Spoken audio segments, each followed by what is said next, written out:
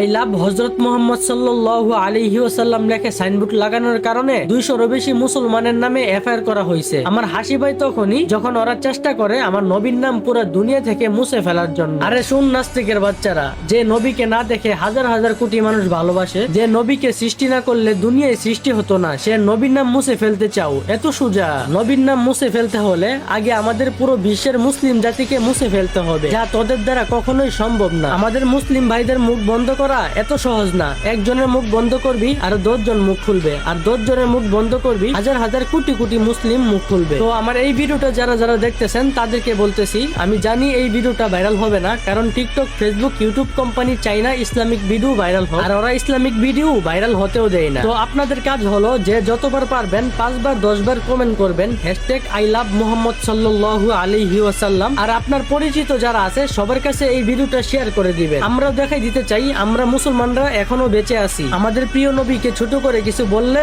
আমরা এত সহজে ছেড়ে দিব না। আমাদের রক্ত গরম, নিজের জীবন দিয়ে দিব, তাও নবীজির সম্মানে আঘাত আনতে দিব না।